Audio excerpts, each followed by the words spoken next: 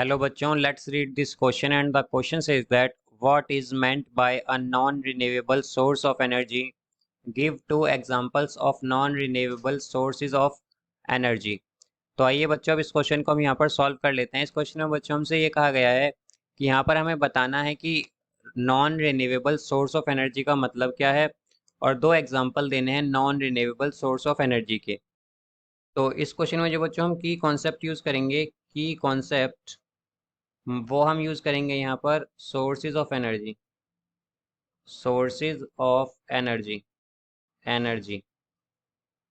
अब जैसा कि बच्चों हम जानते हैं कि non renewable source of energy जो होती है, ये बेसिकली वो सोर्स ऑफ एनर्जी है जो काफ़ी लंबे टाइम के बाद बनती है और एक बार अगर ये ख़त्म हो जाए तो ये इसे तो दोबारा एकदम से जल्दी से नहीं बनाया जा सकता।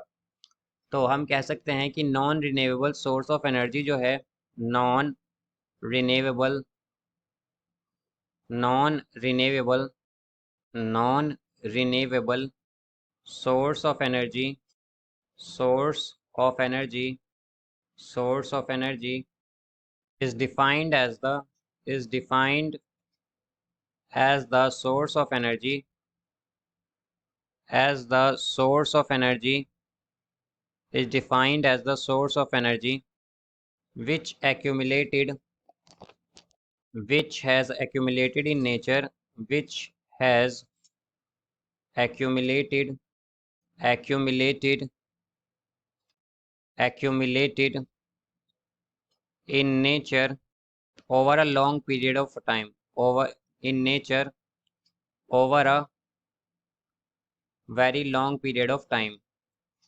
very long period of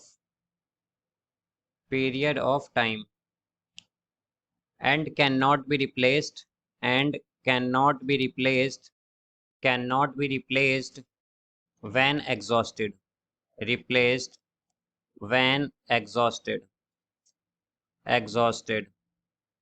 तो बच्चों, जैसा कि हमने यहाँ पर देखा कि non renewable source of energy वो सोर्स ऑफ एनर्जी है जो नेचर में काफ़ी लंबे समय के बाद बनती है और इसे अगर ये एक बार ख़त्म हो गई तो इसे हम दोबारा से एकदम से नहीं बना सकते हैं।